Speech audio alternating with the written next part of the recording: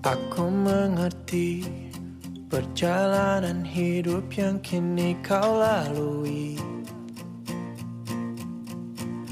Ku berharap meski berat kau tak merasa sendiri. Kau telah berjuang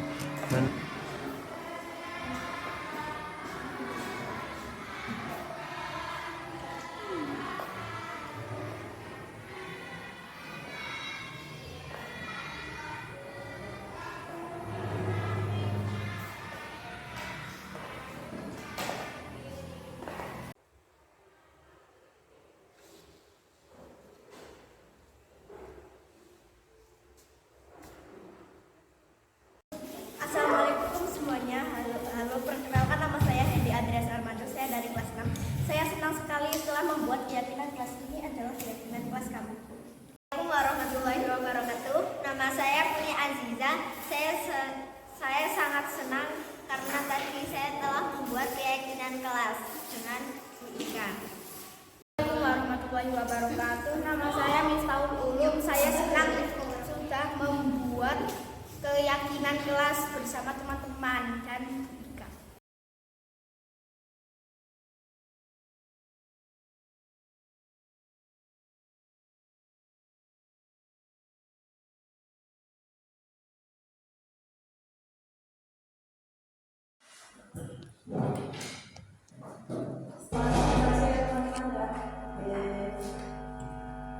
Assalamualaikum warahmatullahi wabarakatuh. Waalaikumsalam warahmatullahi wabarakatuh. Kepada Ibu Kepala Sekolah SD Negeri 2 Rokojati, Pemestian SPD yang saya hormati, dan rekan guru semua yang saya hormati pula. Pertama-tama marilah kita panjatkan puji dan syukur kehadirat Allah Subhanahu wa Ta'ala yang telah melimpahkan rahmat dan hidayahnya sehingga kita bisa berkumpul di siang hari ini dalam keadaan sehat walafiat. Selawat serta salam keagungannya kita sampaikan kepada baginda Nabi Muhammad Sallallahu Alaihi Wasallam yang kita nantikan syafaatnya di hari yaumul akhir nanti. Saya mengucapkan banyak terima kasih kepada Yang Mulia dan rekan-rekan guru semua yang telah menyempatkan waktunya untuk kita di sini dalam rangka diseminasi penyebaran pemahaman dan pengalaman penerapan budaya positif. Jadi ini merupakan tugas modul 1 PPK saya sebagai calon guru penggerak angkatan 8 untuk menyebarkan pengalaman penerapan budaya positif di sini. Sebelumnya, mari bersama-sama kita belajar bersama dan berkolaborasi dengan penerapan inklusi apresiatif dan saling dukung demi mewujudkan disiplin positif di sekolah kita tercinta SD Negeri 2 Rokojati. Bapak Ibu, di sini dalam modul 1.4 kemarin yang sudah saya pelajari ini banyak sekali Bapak Ibu. Yang pertama ada perubahan paradigma belajar, meliputi ada disiplin positif, kebutuhan dasar manusia, motivasi perilaku manusia, posisi kontrol, kemudian keyakinan kelas dan segitiga diskusi. Dan ini harus kita pelajari di modul 1 yang merupakan modul terbanyak dalam pendidikan calon guru penggerak. Untuk pertama kita ice breaking dulu ya Bapak Ibu. Sebentar di sini saya set slow dulu. Untuk kita lebih fokus Bapak Ibu, kita ice breaking dulu ya. Ini untuk melatih kita kefokusan dalam kita belajar bersama ini ya Bapak Ibu. Di sini ada tebak warna, nanti Bapak Ibu hanya menebak warnanya saja, tidak tulisannya ya. Pertama kali saja.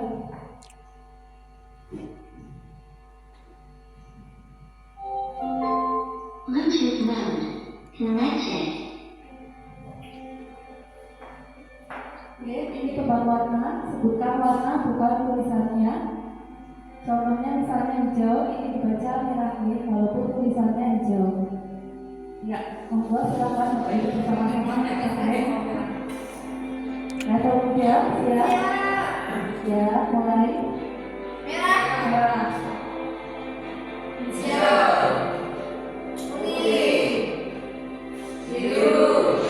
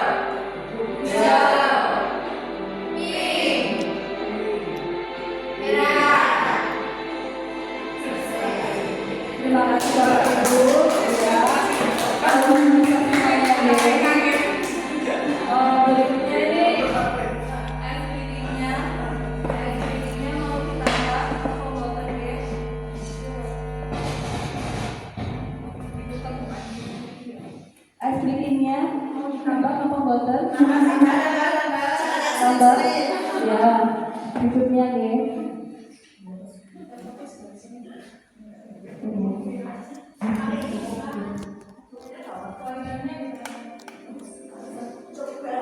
Ya, kita akan sabar ya.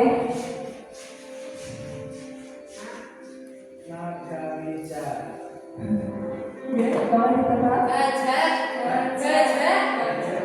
Dari turunan sholat gajah. Iya, betul sekali Bu Ari, gajah.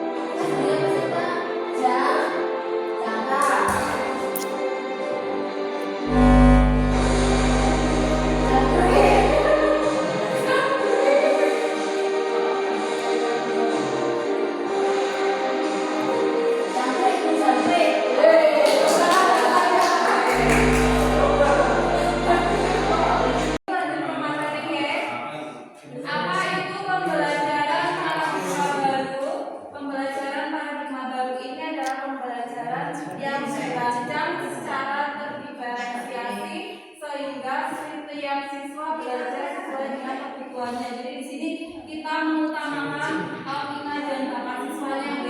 Jadi kita tidak boleh memaksakan anak harus bisa matematika, bisa pelajaran yang lain, tapi sesuai dengan bakat dan minat mereka. Kemudian di sini yang paling menjadi pokoknya adalah mewujudkan profil pelajar Pancasila dari 6 dimensi. Kita sudah tahu sendiri dimensi dari profil pelajar Pancasila ini meliputi beriman, bertakwa pada Tuhan, berakhlak mulia, berbinekaan global, gotong royong, mandiri, bernalar kritis dan kreatif ya Bapak Ibu ya. Saya lanjut slide-nya. Berikutnya tentang disiplin positif. Disiplin positif, kalau kita mendengar kata disiplin pasti selalu diibaratkan dengan sesuatu aturan atau tertib, bersifat memaksa dan menimbulkan anak-anak ini merasa tidak nyaman. Sebagai pendidik, tujuan kita itu menjadikan nilai disiplin sebagai salah satu karakter yang harus dimiliki murid dalam dimensi profil pelajar Pancasila. Jadi karakter ini nantinya yang akan menjadi motivasi intrinsik anak-anak untuk bisa dia menjadi lebih baik lagi. Berikutnya, motivasi perilaku manusia. Apa itu motivasi? Seseorang kalau melakukan sesuatu pasti dia melakukannya karena adanya dorongan. Dorongan ini yang dinamakan dengan motivasi. Motivasi merupakan perilaku pada diri seseorang secara sadar atau tidak dengan tujuan tertentu. Setiap tindakan yang kita lakukan itu pasti ada motivasinya. Setiap anak juga melakukan suatu tindakan, entah itu tindakan yang positif maupun negatif, itu pasti ada motivasi yang dilakukannya. Lanjut ya Bapak Ibu. Tentang kebutuhan manusia, saya membaca dalam sebuah buku karya Diana Glosson di sini bahwa seseorang itu akan melakukan segala hal yang negatif apabila 5 kebutuhan pokok menurut William Glosson ini tidak terpenuhi. Antara lain kebutuhan dasar manusia itu survival, sandang, pangan, papan, kemudian ada cinta dan kasih sayang, kita butuh dicintai, disayangi oleh guru-guru kita misalnya, kemudian ada penguasaan, ada kebebasan dan kesenangan. Sebenarnya kita sering menjumpai di sekolah kita itu ada anak yang hiperaktif, sering melakukan hal-hal yang kurang baik. Ini disebabkan karena salah satu dari 5 kebutuhan ini tidak terpenuhi. Ini menurut Diana.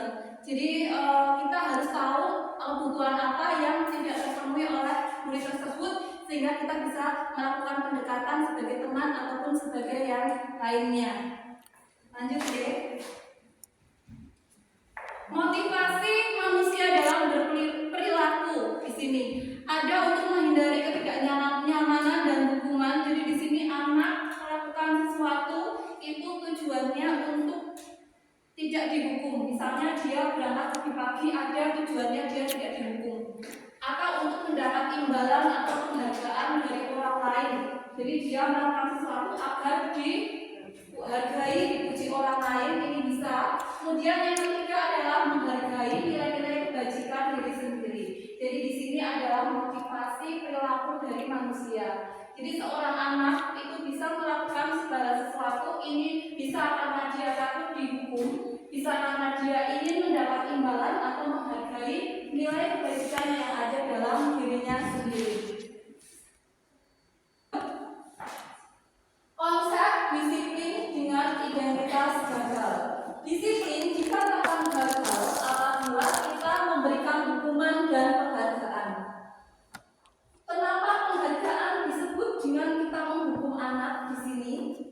Yang pertama, apabila kita memberikan penghargaan kepada anak yang nilainya 100 dengan cara kita memberikan uang atau memberikan coklat atau permen, ini malah berdampak buruk.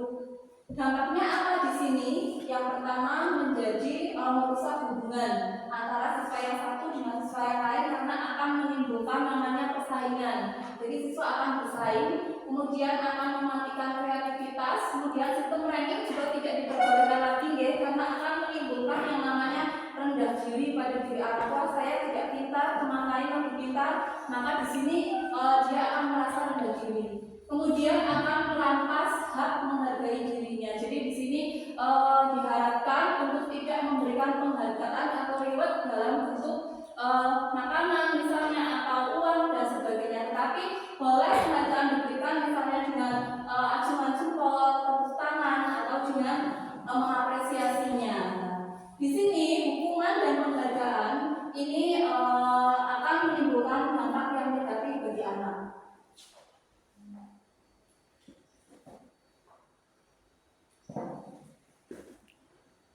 Lalu apa yang harus kita lakukan? Yaitu dengan melakukan pendekatan restitusi. Apa itu pendekatan restitusi? Di sini sudah dijelaskan oleh Desa 2004. Restitusi adalah proses menciptakan kondisi bagi murid untuk memperbaiki kesalahan mereka sehingga mereka bisa kembali pada kelompok mereka dengan karakter yang lebih kuat. Jadi di sini diharapkan guru menerapkan segitiga restitusi. Antara lain apabila ada anak yang melakukan suatu tindakan yang salah, maka jangan langsung kita menghukum, menjustis atau memarahi dengan menunjuk-nunjuk. Ini akan mematikan karakter anak. Tetapi dengan yang pertama menstabilkan identitas terlebih dahulu. Lalu ada validasi tindakan yang salah dan menanyakan keyakinan. Jadi setiap ada anak yang melakukan kesalahan, maka guru melakukan restitusi. Di sini tujuannya adalah untuk melatih kemandirian, lebih refleksi dan tanggung jawab. Lanjut ya Bapak Ibu. Nah, di sini ada perbedaan antara hukuman, konsekuensi dan restitusi saat anak tidak mengerjakan PR atau sering tidak mengerjakan PR. Kalau hukuman di sini guru menyuruh murid berdiri di luar kelas selama pembelajaran berlangsung. Ini dulu sering saya lakukan atau sering menyuruh anak untuk berada di dalam kantor untuk mengerjakan PR-nya. Ini saya dulu belum tahu ini, jadi saya sering melakukan itu dan saya sudah merasa sangat bersalah kepada murid saya. Kemudian yang berikutnya konsekuensi, guru memberikan konsekuensi dengan mengerjakan PR saat istirahat atau dikerjakan sebelum masuk ke kelas. Guru tegas dan siswa menghormati peraturan. Di sini hukuman dan konsekuensi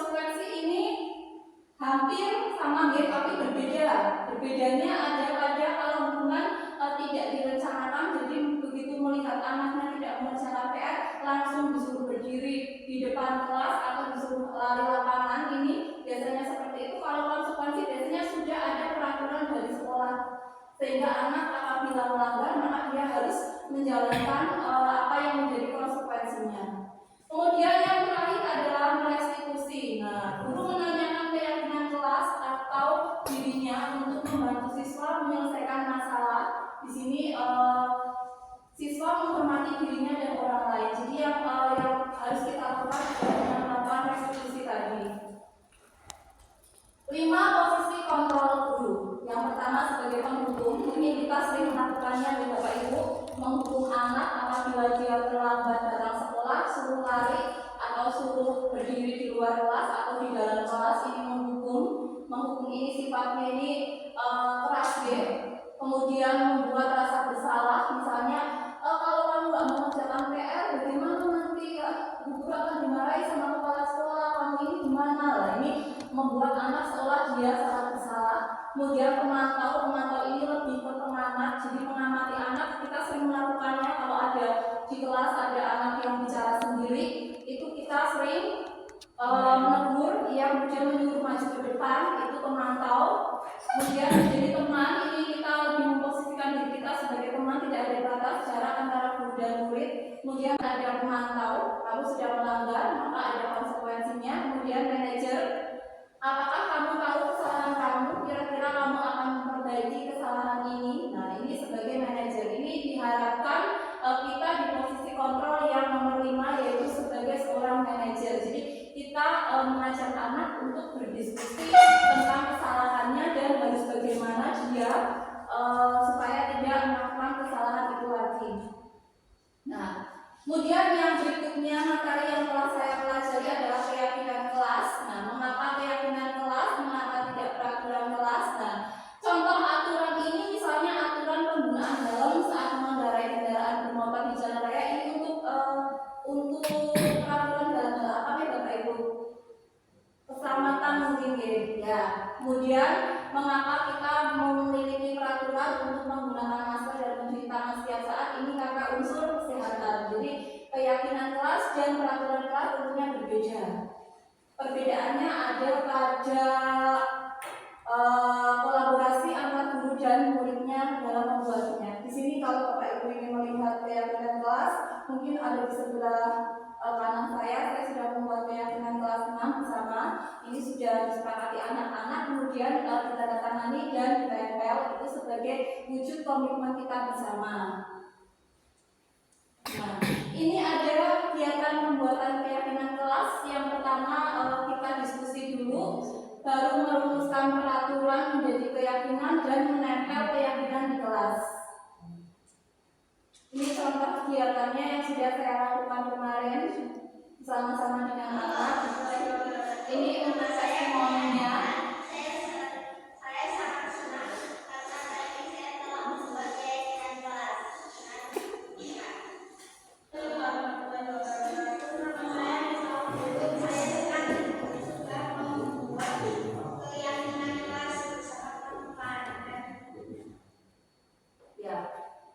Bagaimana menentukan keyakinan kelas? Yang pertama lebih abstrak dari peraturan, kemudian berupa pertanyaan yang universal, pernyataan yang universal tidak bersifat umum, dibuat dalam bentuk positif. Jadi keyakinan kelas tidak boleh menggunakan kata tidak, ya Bapak Ibu, tidak boleh makan di kelas, tidak boleh bicara sendiri di kelas.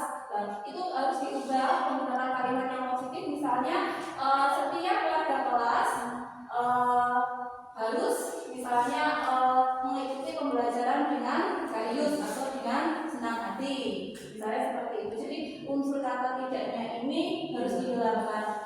Kemudian sedikit saja agar mudah diingat, jangan terlalu banyak agar mudah diingat. Kemudian sesuai dengan kondisi kelas dan sekolah akan mudah diterapkan. Jadi sesuai dengan kondisi lingkungan sekolah, semua warga kelas atau sekolah dilibatkan saat membuatnya. Jadi nanti akhirnya anak-anak akan mengeluarkan inspirasinya, kemudian berupa ide terbatas. Nanti kita buat bersama kalimat positifnya, kemudian kita cari nilai kebajikannya, dan kemudian jadilah sebuah deklarasi keyakinan kelas. Kemudian yang terakhir segitiga restitusi tadi yang sudah saya jelaskan di awal nih Bapak Ibu, mungkin Bapak Ibu sudah sangat paham dengan ini karena Bapak Ibu juga sudah membuatnya di PMMD. Nah ini contoh segitiga restitusi, ada menstabilkan identitas, bisa dengan kata-kata setiap orang pasti pernah melakukan kesalahan. Ini untuk menstabilkan identitas agar anak tidak merasa begitu bersalah. Kemudian ada validasi tindakan yang salah, misalnya saja dengan kita menanyakan alasan mengapa seperti itu. Kemudian yang terakhir adalah menanyakan keyakinan. Di sini contoh dari penerapan segitiga restitusi yang sudah saya lakukan, mungkin salah, nanti minta tolong Bu Eda untuk mengoreksi atau yang lainnya.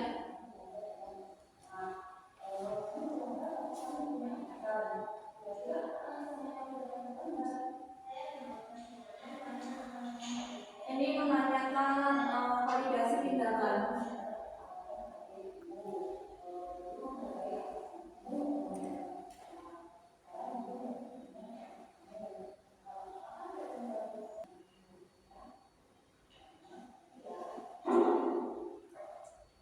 Ya, jadi dalam segitiga restitusi itu kita mengantarkan anak untuk menemukan cara bagaimana supaya dia tidak melakukan hal negatif itu lagi. Jadi kita hanya menuntun mereka supaya menemukan jalan keluar dari masalah mereka. Misalnya tadi Umi datang terlambat, maka saya mencari menuntun dia supaya dia menemukan cara gimana supaya tidak terlambat. Nah tadi dia bilang katanya mau minta tolong supaya alarm dari HP-nya itu bisa menyala, bisa minta tolong ibu apabila lupa. Kemudian yang terakhir kata-kata motivasi, guru yang biasa-biasa saja memberitahu, guru yang baik menjelaskan, guru yang unggul mendemonstrasikan, guru yang besar menginspirasi. William Award. Terima kasih untuk paparan materi saya. Monggo siapa yang mau bertanya untuk materi tadi. Oke. Lihat monggo. Ini menyala tidak Bu?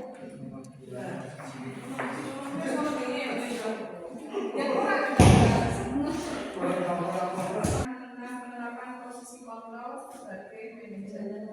Ya, apakah sebagai tadi pemaparan disampaikan apakah itu sudah saya lakukan posisi kontrol sebagai manajer di dalam kelas? Ya. Kemudian saya minta untuk Bu Ika memberikan contohnya kepada kami. Ya. Terima kasih. Dari pertanyaan Bu Aryati tadi, apakah saya sudah menerapkan posisi kontrol sebagai manajer, dan contohnya ini saya sedang latihan B. Selama ini saya penerapan posisi kontrolnya sebagai teman, namun setelah saya tahu bahwa manajer adalah posisi kontrol terbaik, maka saya berusaha menerapkan saya sebagai manajer di kelas. Contohnya ya apabila kemarin ada anak yang terlambat datang ke sekolah, misalnya saya ada satu anak yang sering terlambat datang ke sekolah karena bangun kesiangan, ini sudah mulai ada. Saya biasanya menanyakan dulu, mendekatinya, kemudian menerapkan segitiga restitusi tadi, seperti tadi menanyakan mengapa terlambat, kemudian apa alasannya, apakah sesuai dengan keyakinan kelas kita, itu sudah mulai saya terapkan Bu. Bagaimana Bu? Ya, yang berikutnya, ya Bu, monggo. Ya, terima kasih Bu Ida. Ya, jadi yang menyampaikan itu memang kita jadikan sebagai pedoman, ataupun pelaksanaannya tergantung bagaimana cara kita menyikapi dan melaksanakan. Tadi yang video Bu Ida tampilkan itu sudah bagus, sudah baik.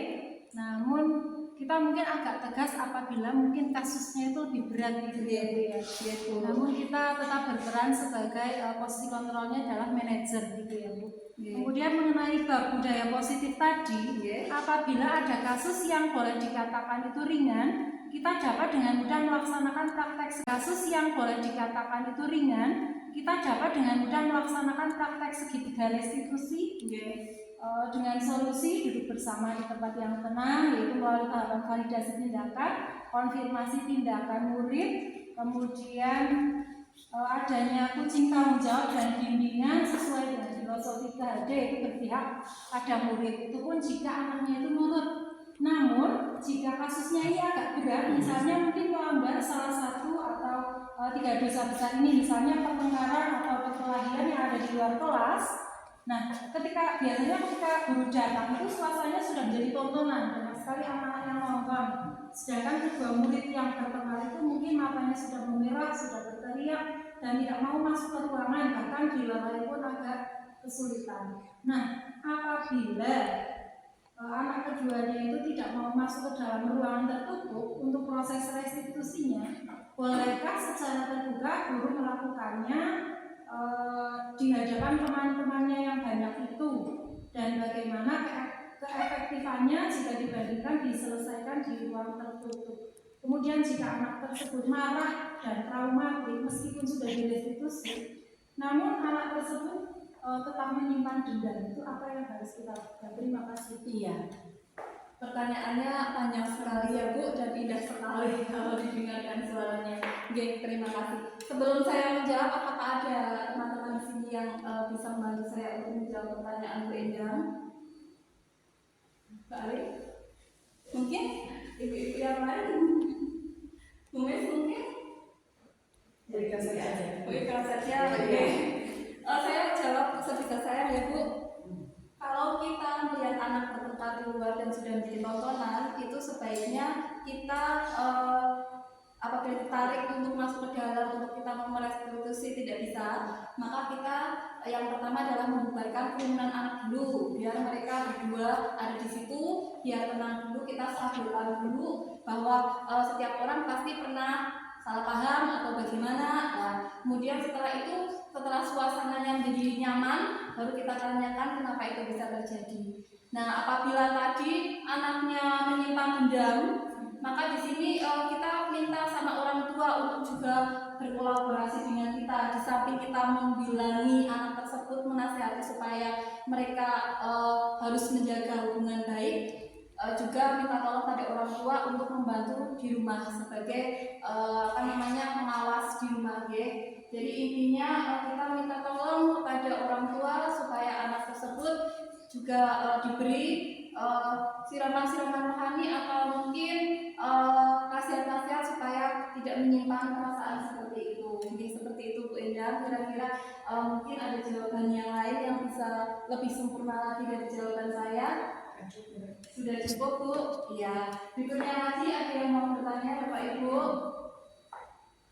Ya Bu Ari, monggo. Ya, terima kasih waktunya Bu Ika. Ya Bu. Di sini saya mau bertanya tadi mungkin contohnya yang diberikan Bu Ika kan pada kasus anak terlambat ke sekolah ya. Jadi itu masih dengan segitiga restitusi. Bagaimana jika anak yang terlambat mengerjakan tugas atau bahkan sama sekali tidak mengerjakan tugas, sedangkan tugas itu kan merupakan kewajiban anak sekolah. Apakah itu efektif jika kita lakukan segitiga restitusi atau boleh dengan hukuman? Terima kasih. Sebelumnya pertanyaan Bu Ari, apakah siswa yang terlambat mengerjakan tugas harus dengan restitusi? Apakah bisa dengan hukuman? Apakah bisa dengan hukuman? Monggo siapa yang mau menjawab? Mungkin Bu Endang bisa saya dibantu untuk menjawab pertanyaan Bu Ari sebagai lulusan guru penggerak. Monggo. Ya maaf ya, mungkin pertanyaannya jawaban saya kurang memuaskan, tapi saya menjawab sebisanya saya. Mungkin semua masalah kita bisa menyelesaikan dengan segitiga restitusi, dan karena pada endingnya itu anak nanti diberi tanggung jawab dan anak-anak itu menjadi sadar dengan sendirinya bagaimana guru bisa menguji anak itu dengan baik seperti itu. Namun maksudnya akhirnya itu nanti anak-anak mengerjakan tugas, meskipun menurut saya karena mungkin tidak mengerjakan tugas, tetap kita memberikan tugas tambahan meskipun pada akhirnya ada tanggung jawab tersendiri. Bagaimana Bu Ari? Iya, jadi tetap diberi restitusi ya Bu. Nanti akan sadar dengan sendirinya. Oke, sadarnya itu harus yang namanya anak berdasarkan pengalaman itu untuk memunculkan motivasi intrinsiknya tuh sangat susah. Jadi walaupun kita sudah berikan motivasi itu kan ekstrinsik ya Bu. Kalau masih ekstrinsik itu anak juga ya kadang-kadang iya, kadang-kadang tidak. Tapi kalau untuk intrinsiknya mereka itu masih susah, makanya itu proses yang lamanya. Kalau cuma saya yang mengalami, saya juga mengalami seperti itu. Jadi lebih kalau kita pelan saja restitusi, maka nanti akan ada itu apa namanya motivasi intrinsiknya terus itu. Berikutnya apakah ada lagi yang mau bertanya ataukah tidak? Sudah? Oh ya sudah. Bapak Ibu terima kasih karena sudah bersama dengan saya belajar bersama. Sebenarnya saya ada bisa apa di sini saya sebenarnya ingin sekali sama Bapak Ibu semua yang sudah maksudnya pengalamannya lebih banyak dari saya. Tapi di sini kita belajar bersama. Apabila ada kata-kata yang salah, saya minta maaf yang sebesar-besarnya. Sekian diskriminasi dari saya. Tiada daging yang tak lekat, tiada manusia sempurna. Kesalahan adalah di saya, kesempurnaan adalah milik Allah. Sekian dari saya. Wassalamualaikum warahmatullahi wabarakatuh. Assalamualaikum warahmatullahi wabarakatuh. Saya Miskia SPD, saya kepala sekolah di SD Negeri 2 Rogojati, di mana Ibu Ika Widiarti sedang melaksanakan program calon guru penggerak. Saya sangat senang dan sangat mendukung budaya positif di sekolah untuk menumbuhkan karakter profil pelajar Pancasila. Semoga ke depan guru-guru bisa menjalankan disiplin positif dengan berkolaborasi bersama. Demikian dari saya akhiri. Assalamualaikum warahmatullahi wabarakatuh. Assalamualaikum warahmatullahi wabarakatuh. Perkenalkan, nama saya Endang Hamiatun, rekan guru dari Ibu Ika Widiarti di SD Negeri 2 Rogojati. Saya ucapkan banyak terima kasih kepada Ibu Ika Widiarti yang sudah berbagi praktik baik, disiminasi tentang budaya positif di modul 1.4 PGP, sehingga hal tersebut menambah ilmu dan pengetahuan saya. Semoga Bu Ika selalu diberi kesehatan, kelancaran, dan kesuksesan dalam menyelesaikan program guru penggerak ini. Sukses selalu Bu Ika, guru bergerak Indonesia maju. Wassalamualaikum warahmatullahi wabarakatuh.